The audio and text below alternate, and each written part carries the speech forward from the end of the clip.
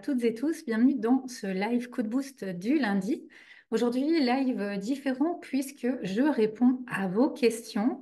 Et ce matin, je réponds à la question qui m'a été posée par une personne parmi vous la semaine passée, que je trouvais intéressante à aborder, celle de comment je fais pour rester focus dans mes projets quand ils durent plusieurs mois. Comment garder ce focus, garder la motivation? Donc, j'ai un peu réfléchi autour de cette question du mindset, du focus.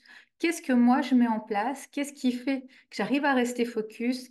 Qu'est-ce qui se passe qui fait que on a tendance à vite partir euh, ailleurs ou qu'on est démotivé selon les situations? Donc, j'ai essayé un peu de réfléchir à tout cela. De nouveau, comme chaque live que je vous partage, je pars de moi, de ma façon d'être, de mon expérience, de ma façon de faire. Le but, c'est que vous puissiez, dans ce que je vous propose, aller chercher une clé, une piste, une solution qui vous parle et qui vous permette à votre tour d'avancer dans vos projets à vous.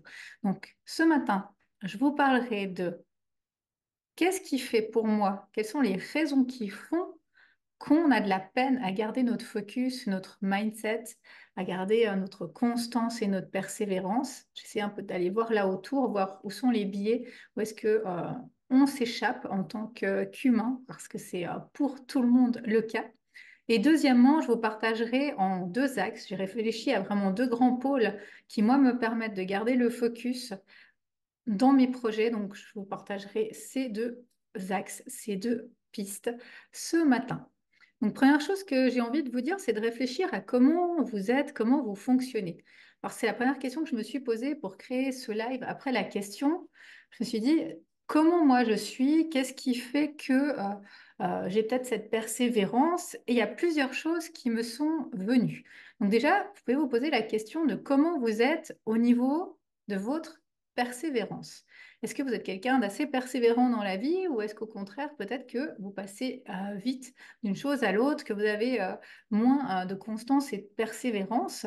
Donc moi, j'ai un peu réfléchi là autour, je me suis, je dirais, rendu compte que dans mon caractère, il y a ce côté persévérance qui vient, pour moi, certainement de mon éducation, de comment sont aussi mes parents, comment ont été mes grands-parents. Il y a chez eux ce côté de y aller, faire les choses jusqu'au bout. J'ai été élevée comme ça et j'ai eu ces modèles-là dans mon éducation. Donc pour moi, il y a déjà toute cette part de caractère.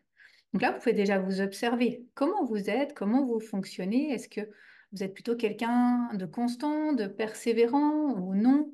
Vous êtes plutôt fonctionné autrement en étant peut-être enfant. Deuxième chose aussi que je me suis dite, c'est que comme tout, il y a beaucoup de travail de connaissance de soi.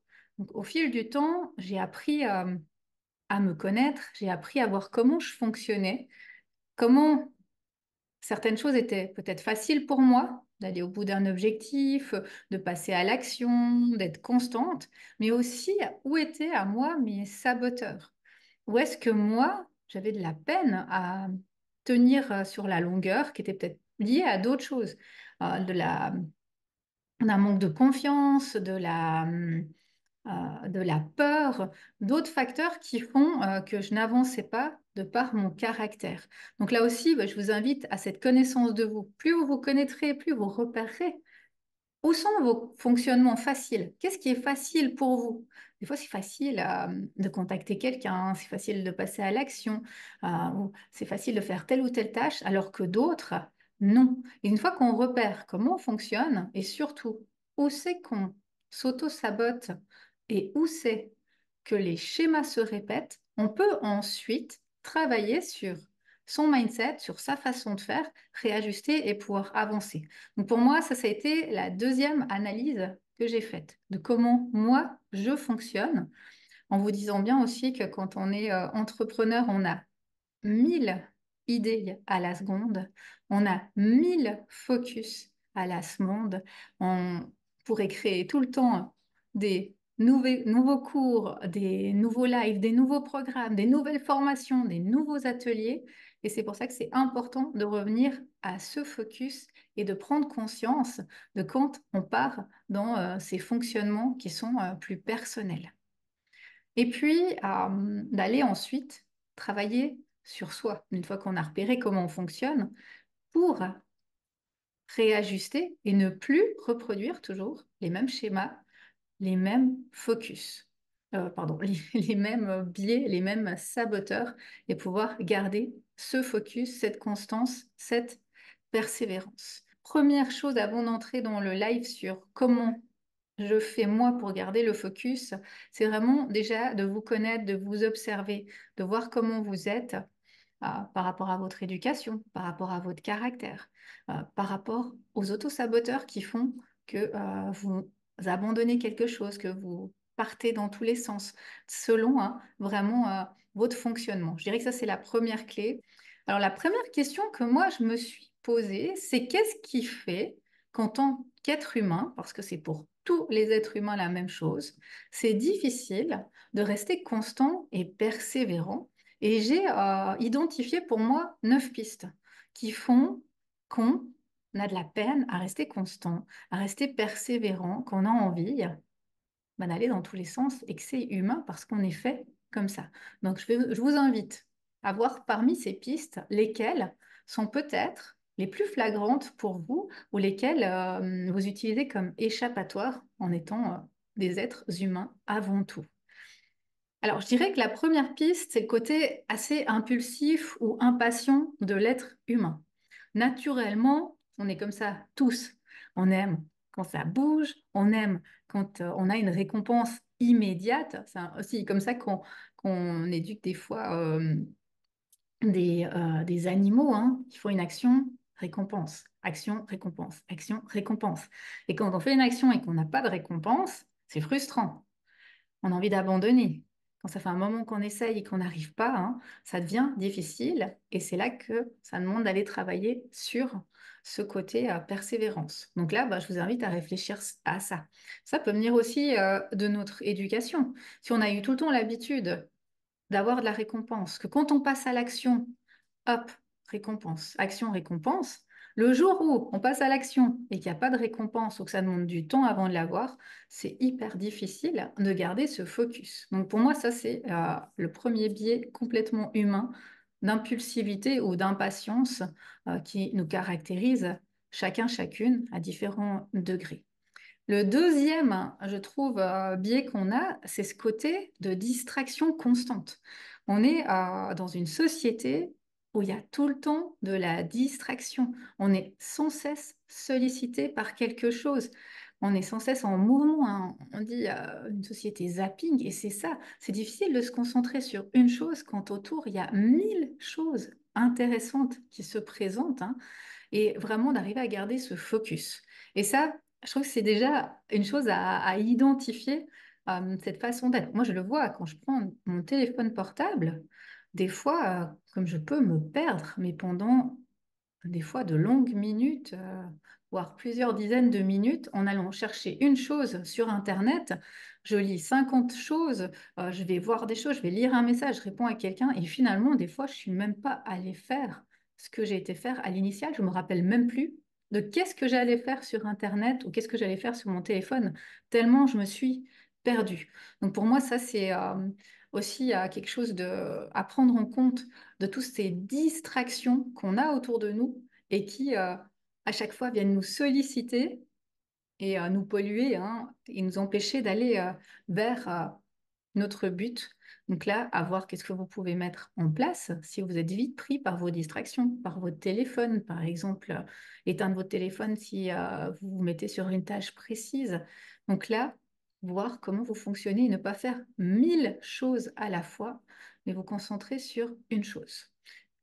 Ensuite, je dirais aussi que dans notre société, on est habitué aujourd'hui, quand on fait quelque chose, à avoir tout de suite ce que l'on veut. Je cherche quelque chose sur Internet, j'ai une question, je veux commander quelque chose, je clique, je commande, ça vient. Et ça vient très très rapidement. Dans la journée, dans la minute, dans la seconde, on peut avoir nos réponses, on peut commander ce que l'on veut. Vraiment, on a tout très facilement. Et malheureusement, il y a certaines choses qui ne peuvent pas s'acquérir comme ça en un clic de souris sur Internet.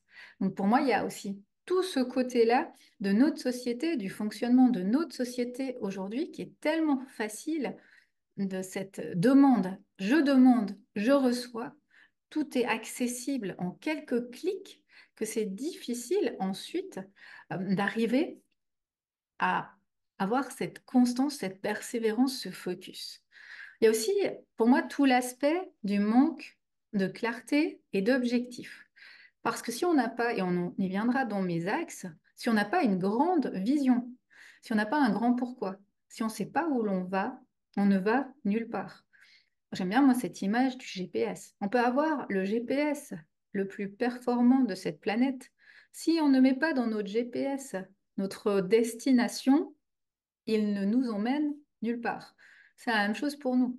Si on ne sait pas où on va avec notre entreprise, avec notre projet, avec notre idée, et qu'on n'est pas clair dans où on va, pourquoi on le fait, ce fameux aussi grand pourquoi dont je vous parle régulièrement, on va nulle part. On va vite s'épuiser. Il n'y aura pas de sens, il n'y aura pas d'objectif, il n'y aura pas de clarté. Et finalement, on va tout abandonner ou on va partir sur un autre projet en se disant, bah, celui-là ne fonctionnait pas, j'essaye autre chose. Et ça, c'est un point qui est essentiel et dont on reparlera tout à l'heure, qui fait partie de mes clés et qui, pour moi, va avec ces obstacles à notre persévérance, notre constance, notre focus. Ensuite, bah, il y a les traditionnels pour moi, blocage et peur et frein. On est tous humains, notre cerveau, il est fait pour tout le monde la même chose. On a notre cerveau reptilien qui est resté en alerte en permanence. Et dès qu'il y a quelque chose qui sort un peu de notre routine, de notre confort, de nos habitudes, qui nous challenge, tout de suite, on a le mécanisme de j'y vais pas, j'ai peur, peur de me planter, peur du regard des autres, peur de réussir peut-être, peur du manque, enfin, tout ce qui peut s'activer par rapport à un projet qu'on a, à une idée, et qui fait qu'on va s'auto-saboter, qu'on va se freiner, qu'on va aller vers autre chose qui nous dit ah, l'objet qui brille, enfin, toutes les stratégies de notre cerveau que va prendre notre cerveau dans ces cas-là. Donc là, c'est intéressant d'arriver à travailler sur ces peurs, sur ces blocages, pour pouvoir les identifier, parce que souvent, c'est quand on est retourné dans un schéma qu'on se rend compte du fonctionnement. Sur le moment, hein, on n'en a pas du tout conscience de ce fonctionnement d'évitement ou de fuite ou des fois de conflit qui fait qu'on entre toujours dans les mêmes mécanismes et qu'on n'arrive pas à rester focus sur un projet qu'on a à cause de ces peurs, de ces auto-saboteurs qu'on se met vraiment à nous en étant notre propre frein parce qu'on est toujours finalement nos propres freins et ça c'est important de s'en souvenir.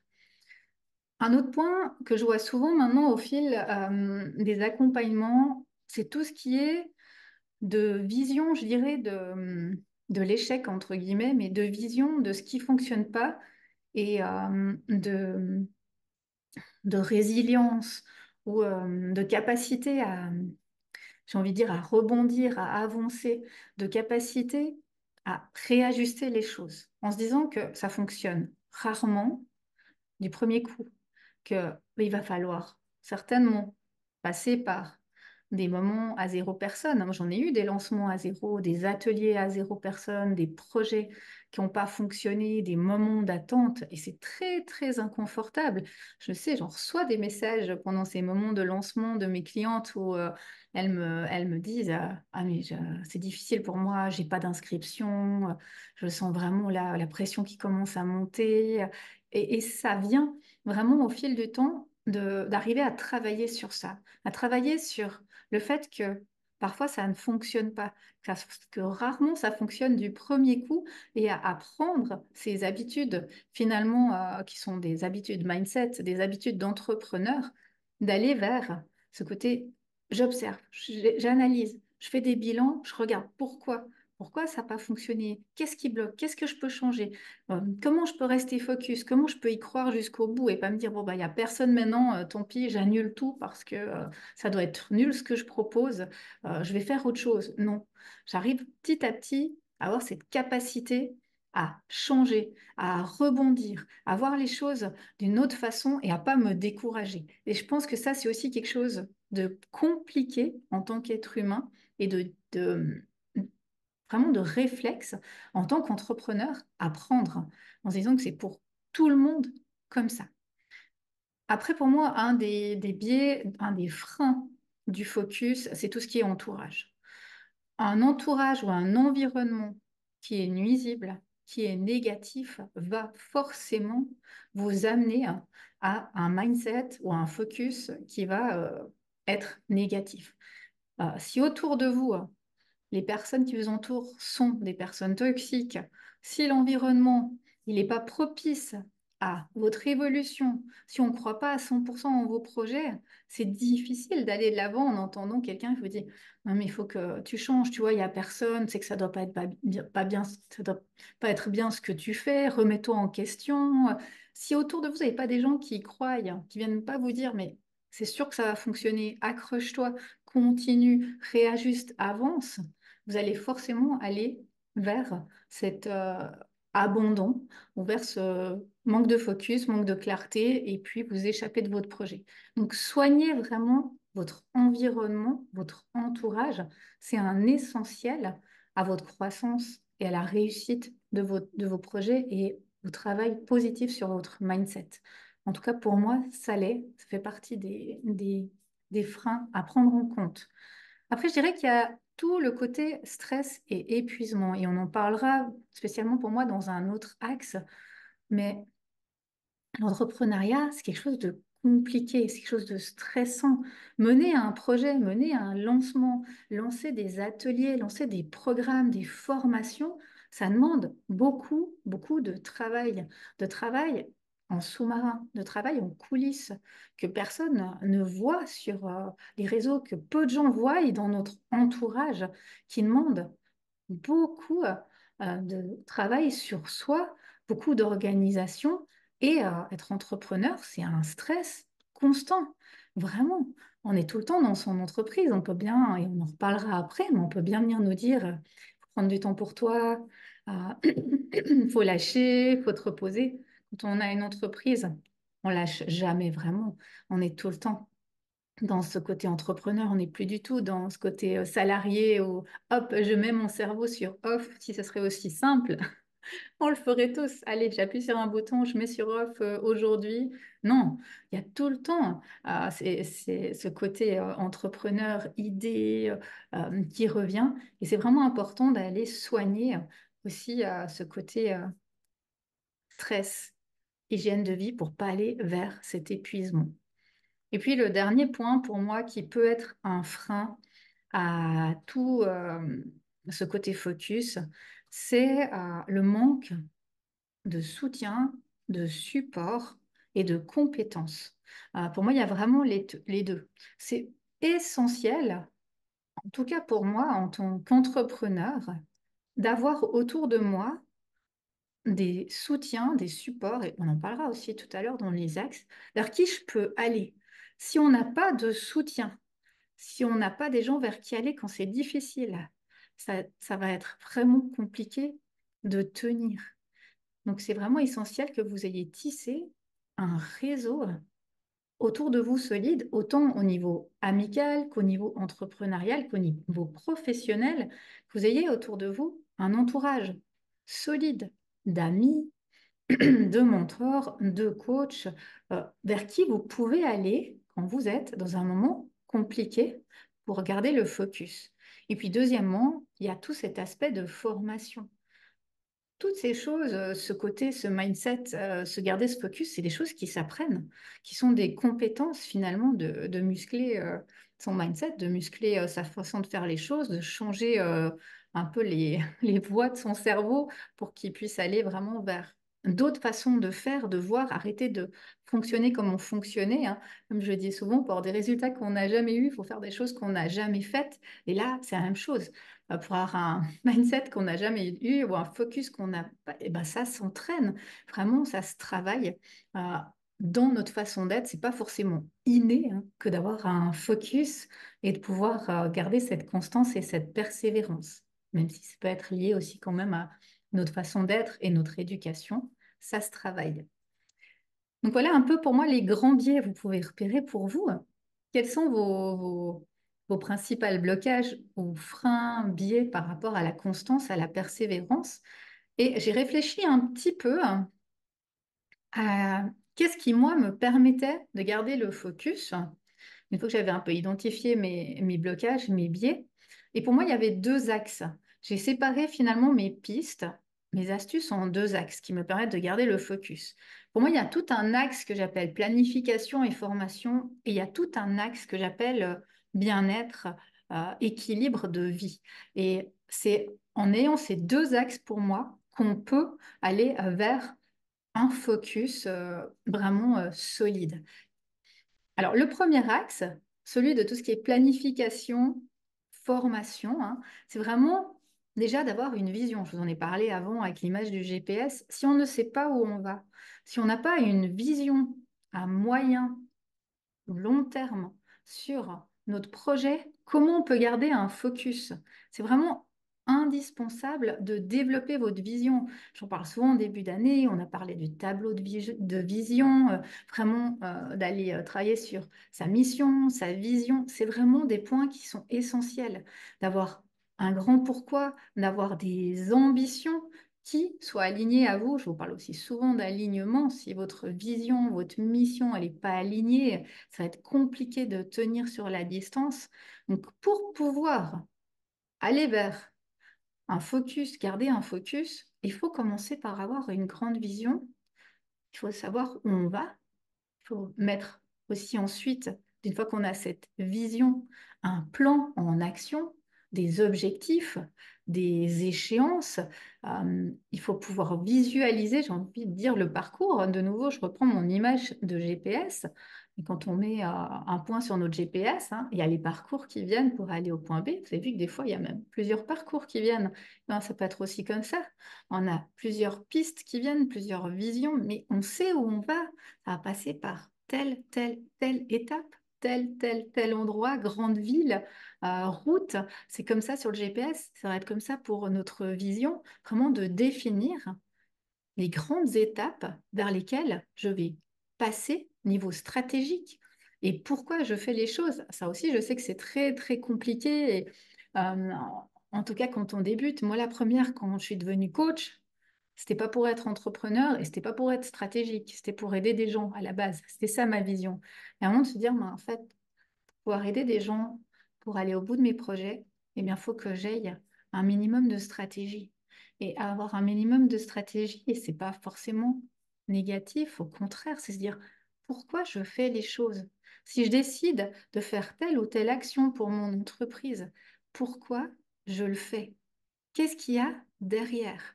Est-ce que ça a un lien avec où je veux aller ou est-ce que là, je suis en train de me perdre? Parce que si je dois aller de mon GPS à tel point, puis que tout à coup, je vais dans le sens inverse pour, ah bah, pourquoi pas, pour changer de route, etc. Voilà, c'est peut-être joli, c'est peut-être sympa, mais ça ne m'amène pas à ma destination. On est d'accord. Donc, pensez à ça. Niveau stratégique, est-ce que j'ai un plan qui est là, qui me permet de garder mon focus, qui me permet justement de ne pas me perdre, de ne pas aller vers plein d'actions, vers peut-être des achats, de céder à l'objet qui brille, de faire des collaborations ou d'autres choses qui ne sont pas du tout aligné à mon point d'arrivée, à mon focus. Donc c'est vraiment quelque chose d'essentiel. Tout ce qui est plan d'action, stratégie, vraiment à l'image d'un chemin, d'un parcours que vous souhaitez amener. Ensuite, il y a tout l'aspect priorité et clarté. Une fois qu'on sait d'où on part, où on veut aller, pourquoi on veut aller là, qu'est-ce qu'il y a comme étape, c'est important de mettre de la clarté dans ce qu'on fait et d'aller mettre son énergie dans ces actions-là, d'évincer les actions qui ne sont pas alignées à où on veut aller, d'avoir vraiment ce côté très très clair à mettre en place et se poser ces questions. Est-ce que si je fais ce projet, est-ce que si je fais cette collaboration, est-ce que si je fais cette action, ça m'approche de ma destination ou est-ce que là, oui, c'est sympa, peut-être j'ai envie de faire cet atelier, peut-être j'ai envie de travailler avec cette personne, mais pour l'instant, c'est pas une priorité, c'est pas lié à mon projet et ça va pas m'amener hein, à ma destination. Donc ça, c'est un point aussi qui est important une fois qu'on a sa vision, parce qu'on peut mettre en place des actions qui soient alignées à notre focus et pas se perdre vers des choses qui ont l'air très sympas, qui le sont sûrement, mais qui nous éloignent finalement de où on veut aller. Après, pour moi, dans cette partie, premier axe, dans cette partie focus, il y a tout ce qui est de routine, j'ai envie de dire routine entrepreneuriale, mais vraiment routine quotidienne ou mensuelle ou hebdomadaire que vous allez mettre en place en lien avec votre projet, en lien avec votre focus, et que vous allez perpétuer au fil des semaines, des jours. Ça peut être des publications sur les réseaux, ça peut être des contacts avec des personnes, ça peut être des événements. Mais ce que vous allez faire, ce que vous allez mettre en place, ces routines, elles ont un but. Vous savez pourquoi vous les faites? Elles sont liées à votre stratégie. Elles ne sont pas faites comme ça par hasard ou parce que vous dites, ah, ça a l'air sympa, mais parce que vraiment, ça vous rapproche de votre destination, ça vous garde le focus. Donc ça, pour moi, c'est un point qui est important, d'aller mettre ensuite comme ça des routines, des constantes qui ont un sens très, très concret vers où vous voulez aller en tant qu'entrepreneur.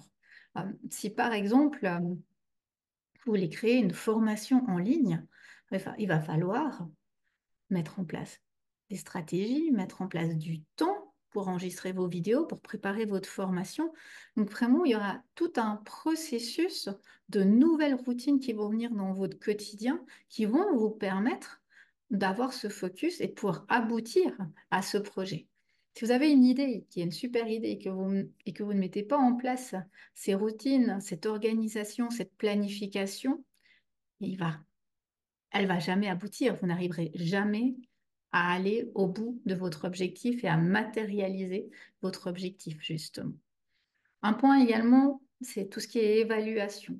C'est que sur le chemin, ça vaut la peine de s'arrêter, de voir qu'est-ce qui fonctionne pas. Typiquement, c'est des choses qu'on fait avec les personnes que j'accompagne. Quand on est dans un lancement, on fait un arrêt sur le chemin, on regarde qu'est-ce qui a été mis en place de tous les points qu'on a travaillés, et ensuite on se dit qu'est-ce qui fonctionne pas, pourquoi ça fonctionne pas, pourquoi là j'arrive pas à garder le focus, où est-ce que je me suis perdue, qu'est-ce qui peut-être n'est pas aligné, où est-ce que je peux mettre mon attention, qu'est-ce que je peux changer dans ma façon de faire, peut-être dans ma stratégie, vraiment de revoir ce qu'on a mis en place et de réajuster ce qu'on a mis en place. Ça, c'est des points qui, pour moi, sont essentiels et qu'on oublie ou qu'on ne fait pas parce qu'on abandonne assez vite quand ça fonctionne pas.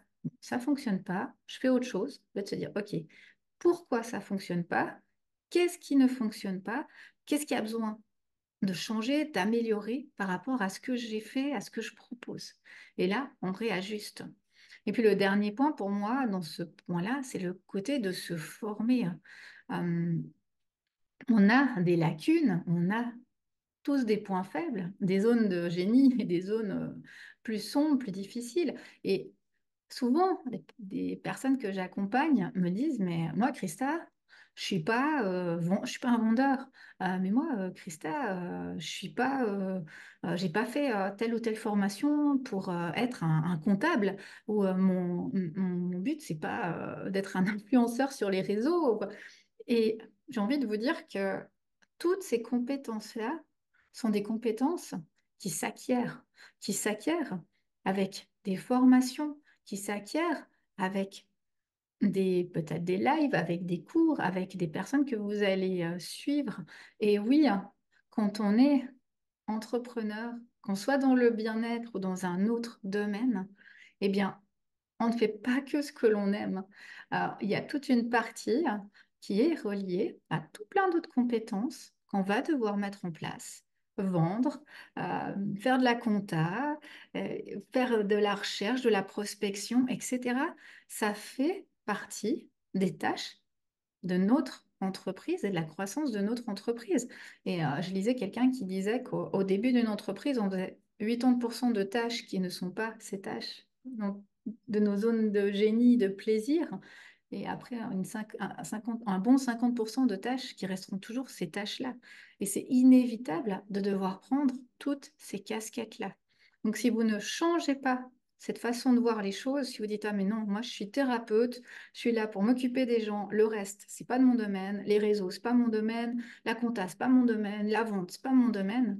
Je vous le dis, hein, je vais être un peu dur avec vous, mais vous n'irez nulle part, clairement. Vous allez faire ça en tant que bénévole, mais vous ne vivrez jamais de votre activité avec ce regard-là. Donc, si vous l'avez, changez ce regard, changez cette façon de voir les choses, formez-vous, montez vos compétences dans les domaines qui sont challengeants pour vous, allez voir pourquoi ça l'est, et petit à petit, arriver à garder ce focus. Donc pour moi, ça, c'est le premier axe. Tout ce qui est planification, formation. Sans cet axe-là, pas de focus, pas de résultat. Le deuxième axe qui pour moi est essentiel et qui va en parallèle avec celui-là, qui est un deuxième axe, je dirais, là on est plutôt dans un premier axe plutôt yang, hein. Je dirais qu'il y a un deuxième axe plutôt plus yin. Pour moi, c'est tout ce qui est hygiène de vie, équilibre de vie, bien-être. Quand on est entrepreneur, c'est hyper intense. Ça demande beaucoup. Tout ce qu'on a vu avant, ça demande de prendre plein de casquettes, de faire des choses des fois qui sont compliquées, qui ne sont pas nos zones de génie et qui nous permettront petit à petit de monter dans nos compétences, d'aller vers notre entreprise. Et pour ça, ça demande aussi de prendre du temps pour soi. Parce que, comme je vous le disais aussi avant, on met pas notre bouton sur off. Allez, je suis entrepreneur la semaine, le week-end et les vacances, hop, je tourne un petit bouton et tout va bien, j'oublie mon entreprise. Non, c'est pas comme ça, c'est même jamais le cas. Hein, on part des petits moments de off, mais on n'est jamais vraiment off quand on est entrepreneur, qu'on soit honnête. On est toujours un peu dans notre entreprise, dans nos projets. C'est pas comme quand on était salarié, en tout cas pour moi. Quand j'étais salarié, je pouvais mettre sur off. Ok, c'est les vacances, le job. On n'en parle plus, je prends une semaine. Aujourd'hui, c'est plus le cas. Je peux prendre du temps, des vacances, mais mon entreprise, elle est toujours dans ma tête. Donc, c'est pour ça que c'est important de venir vers cet équilibre de vie, de trouver un équilibre entre vie professionnelle et vie personnelle, en sachant que, elles seront toujours là, les deux présentes en vous, et d'arriver à pouvoir ajuster avec ça, en trouvant votre équilibre à vous, c'est essentiel pour ne pas s'épuiser, pour ne pas aller vers le burn-out qui est vraiment très présent chez les entrepreneurs, alors que pourtant, on fait ce qui nous passionne. Et c'est là toute la difficulté. Quand on est passionné, on a de la peine aussi à mettre sur off. Ensuite, il y a toute la gestion du stress. Quand on doit mener une entreprise, quand on est chef de notre entreprise, si nous, on ne met pas en action des choses, notre entreprise ne tourne pas. Quand on est salarié, dépenses qu'on fait, si un jour on fait un peu moins, l'entreprise en général, elle tourne encore ou elle n'arrête pas de tourner, hein. Alors, il y a des collègues qui font les choses, enfin, je dépend ce que vous avez vécu dans le salariat. C'est pas, tout ne repose pas sur une personne. Alors que dans l'entrepreneuriat, ben, notre entreprise, elle repose sur nous. Donc, si nous, on va pas bien, si on est stressé, eh bien, c'est difficile à tenir le cap. C'est pour ça que c'est aussi important que vous puissiez intégrer dans vos semaines, vos journées entrepreneuriales, des routines bien-être, des moments pour vous, à votre écoute. Et là aussi, il n'y a que vous qui pouvez savoir qu'est-ce qui peut vous aider. Peut-être que ce sera de la méditation, peut-être ce sera des respirations, peut-être ce sera de sortir, peut-être ce sera d'aller au cinéma, de regarder un film, de faire du sport, vraiment de pouvoir vous créer, comme moi j'appelle ça, mais un peu votre trousse de secours à vous, en vous disant, je sais comment je fonctionne, je sais où sont mes points faibles, et quand je suis dans un moment compliqué, je sais que quoi aller chercher dans ma trousse à outils, dans ma trousse de bien-être. Moi, je le vois. j'ai plusieurs choses dans ma boîte à outils et dépend comment je me sens émotionnellement, je ne peux pas aller méditer. Si dedans de moi, ça bouillonne, je suis en colère, je vais plutôt aller faire du sport, je vais aller marcher. Si au-dedans de moi, bah, j'ai besoin de prendre du temps pour moi, je me sens fatiguée, peut-être que là, je vais aller méditer, écouter de la musique, faire quelque chose de plus doux ou relaxant. Et tout ça, ça demande de vous connaître et de pouvoir aller chercher les outils, les actions qui vous correspondent au niveau humain. Et c'est important de les avoir préparées à l'avance. Parce que quand on va mal, c'est difficile là de se dire, OK, je vais pas bien, qu'est-ce que je vais faire quand je vais pas bien? Étant donné que si on a déjà réfléchi à ces pistes, OK, quand je vais pas bien, je peux faire ça, ça, ça, ça. Et OK, je vais pas bien, qu'est-ce que je fais aujourd'hui? Ah ben là, moi, je vais courir 1 heure, ça va me calmer. Tout de suite, je serai différent. Ah, moi, là, j'appelle telle personne, ah, ça va me faire du bien de pouvoir parler avec telle ou telle personne, ah, ça va m'aider. Donc, vraiment, de voir quels sont vos besoins et de pouvoir aller tout de suite chercher dans vos possibilités ce qui va pouvoir vous aider selon votre état émotionnel, état de stress, état de fatigue. C'est vraiment important, important de l'avoir fabriqué pour vous, d'avoir cette écoute pour vous et puis d'avoir testé pour vous. Parce qu'il fonctionne pour une personne, ne fonctionne pas forcément pour nous. Un point aussi qui est important pour moi, c'est une hygiène de vie. Je compare souvent à l'entrepreneur, au sportif de haut niveau, mais pour moi, c'est ça. C'est que pour avoir des résultats, un sportif de haut niveau, alors oui, il va s'entraîner, mais il y a aussi derrière toute une hygiène de vie. Le sommeil, d'avoir une qualité de sommeil. Alors de nouveau, en se connaissant, il y a des gens qui ont besoin de beaucoup dormir, il y a des gens qui ont besoin de moins dormir, mais vraiment ayez une qualité de sommeil, une alimentation, une hygiène de vie au niveau alimentation. Si vous êtes toujours sur votre ordinateur et puis vous mangez un petit sandwich vite fait par-ci, par-là, niveau énergie, c'est pas sain. Au niveau alimentation, c'est pas sain. Donc vraiment prenez soin de cette alimentation. Niveau aussi activité. Je vois des fois quand on est sur un projet, on peut passer des journées sur notre projet, sur notre ordi, et finalement, on fait rien d'autre. Donc vraiment de mettre des routines de bien-être, des routines d'aller marcher, de sortir, de prendre l'air, de faire du sport, de l'activité physique, c'est essentiel. Donc pour moi, tout ce côté hygiène de vie, ça fait partie du fait qu'on peut garder un focus, qu'on peut arriver au bout d'un projet et sans se brûler, s'épuiser, être malade ou vraiment se laisser aller vraiment physiquement, émotionnellement. Et ça, c'est important, d'arriver à mettre des pauses dans nos journées, des pauses régulières pour faire des activités qui nous permettent de nous ressourcer intérieurement et extérieurement également. Et puis moi, la dernière chose qui m'aide beaucoup à garder le focus, c'est mon entourage. Je vous en ai parlé avant dans les freins, d'arriver à avoir une qualité de personnes autour de moi qui me permettent d'avancer. Un peu comme ma trousse à outils quand je vais mal dans les activités, j'ai aussi pour moi un panel de personnes sur qui je peux compter quand c'est difficile. Parce que je ne vais pas aller vers les mêmes personnes si j'ai un problème technique, un problème mindset, que si j'ai un problème émotionnel. Et il y a vraiment plusieurs types de personnes vers qui je peux me tourner, des personnes avec qui je peux déposer une écoute active. Pour moi, je crois que c'est les personnes les plus précieuses et ce sont les personnes les plus difficiles à trouver. Celles qui nous écoutent sans juger et vers qui on a juste envie d'aller déposer sans qu'on vienne nous dire oui, mais tu vois, mais tu pourrais faire ça, oui, mais si tu n'avais pas mis ça, il ne serait pas arrivé ça. Juste se dire, ok, moi, aujourd'hui, j'ai juste besoin de déposer. Je suis fatiguée, j'en peux plus, ça marche pas. Je sais pas pourquoi. Il y a personne qui s'inscrit à ma formation. C'est un jour sans. Genre, j'ai tout jeté par la fenêtre mon entreprise et juste d'avoir besoin de déposer. Donc, moi, il y a des personnes comme ça sur qui je peux compter et vers qui ont une écoute bienveillante. Ensuite, il y a des personnes qui me permettent de changer d'air. Si j'ai envie d'aller boire un verre, si j'ai envie d'aller faire une promenade, je les appelle, je leur dis, ah, est-ce que ça te dirait qu'on aille prendre un café, qu'on sorte un moment? Est-ce que ça te dirait qu'on aille faire une balade, qu'on aille promener les chiens, que... Bref, des personnes qui me permettent de changer d'air, de m'aérer la tête par des actions euh, que j'aime bien, qui pour moi sont des balades, aller aller boire un café, ce genre d'activité-là. Et puis, il y a les personnes ressources vers qui je vais pour avoir de la stratégie en me disant, qui sont des mentors, des coachs, vers qui je vais en me disant, ben, là, moi, je ne sais pas quoi faire. Est-ce qu'on peut regarder un peu ensemble ce que je pourrais ajuster, changer au niveau bilan, et puis d'être accompagné par quelqu'un qui a du vécu et qui, là, va venir parler plutôt de business, de stratégie, d'action, d'un regard professionnel sur ce qui se passe avec ses capacités qu'il a lui par rapport à son expertise en tant que professionnel.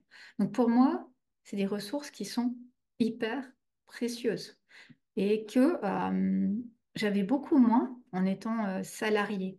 Quand j'étais salarié, j'avais plutôt un pôle changer d'air, c'était un peu tout. Les autres pôles, finalement, mes amis changer d'air me permettaient d'aller évacuer toutes les autres problématiques. Mais aujourd'hui, ça ne me suffit plus, le côté juste changer d'air. J'ai besoin vraiment soit d'écoute, soit de professionnel pour pouvoir avancer, pour pouvoir garder le focus. Et moi, ça, c'est une de mes clés qui me permet de garder le focus. Aujourd'hui, depuis une année, 2 ans, je suis beaucoup dans des masterminds. Ça m'a beaucoup aidé d'avoir un côté groupe, un côté professionnel avec un mentor du mastermind, un coach. C'est aussi pour ça que j'ai créé mon propre mastermind. Parce que pour moi, le côté, et c'est ça que j'avais besoin, le côté groupe, le côté écoute, le côté collègue, le côté aller déposer, puis en même temps le côté expertise, c'était quelque chose d'essentiel. Parce que le côté amis, sortir, ça je l'avais. Il y a un moment, je cherchais pas ça, je cherchais pas des amis entrepreneurs, mais je cherchais vraiment un soutien d'entrepreneurs qui pour moi n'est pas la même chose. Donc voilà un peu toutes mes clés, mes astuces. Moi, je vous invite vraiment à aller voir qu'est-ce qui résonne pour vous. Parce que comme je vous l'ai dit en début de live, on est toutes et tous tellement différents de par nos parcours, de par notre façon d'être, que plus vous verrez comment vous fonctionnez, qu'est-ce qui va vous aider? Plus vous allez pouvoir mettre en place ces choses dans votre entreprise et vous allez voir que petit à petit, vous allez garder le focus, garder cette persévérance, apprendre à avoir ce mindset-là de croissance et aboutir à vos projets avec en plus certainement des résultats. Et ça va petit à petit s'affiner. Et j'ai envie de vous dire également qu'il y a des fois où on a juste envie de rien faire. Il y a des fois où on a juste envie de pleurer, d'aller se cacher sous sa couette. Enfin, moi, en tout cas, des fois, il y a des jours, je peux avoir toutes les clés que je vous ai partagées là. Eh bien, je ne fais rien. Je suis dans un mindset qui va pas. Eh bien, j'accueille ça. Ça va pas. Et j'ai le droit d'avoir un coup de mou, j'ai le droit que ça aille pas, j'ai le droit de tout balancer par la fenêtre, j'ai le droit d'aller sur Internet puis me dire, ah, mais j'en peux plus de voir telle ou telle personne et ses succès, ça commence à me gonfler. Vraiment, autorisez-vous juste à vivre des fois et à pouvoir exprimer ce qui est difficile et à accueillir ça et à vous dire, mais c'est OK, quoi. C'est OK pour moi si des fois ça va plus et si j'en peux plus. Et ça, c'est important. Donc voilà ce que moi je voulais vous partager ce matin. N'hésitez pas à me partager dans les commentaires si vous, vous avez des secrets, des astuces, mindset que vous souhaitez transmettre, me transmettre, transmettre aux autres personnes et vraiment aller travailler sur ce mindset, ce focus. Vous verrez, c'est vraiment quelque chose qui s'acquiert en fait par expérience, qui se travaille, qui n'est pas inné, mais vraiment qui avance pas à pas. Et petit à petit, plus vous vous connaîtrez, plus vous mettrez en place ces actions, plus vous réussirez, plus vous aboutirez dans vos projets, vous aurez ces mécanismes focus. Voilà mon partage. Je vous souhaite une magnifique semaine, vraiment de pouvoir avancer dans vos projets, garder ce focus, cette motivation, cette constance et surtout d'avoir des retours, des résultats qui reviennent ensuite. Belle journée hein, à toutes et tous et à lundi prochain pour un nouveau coup de boost.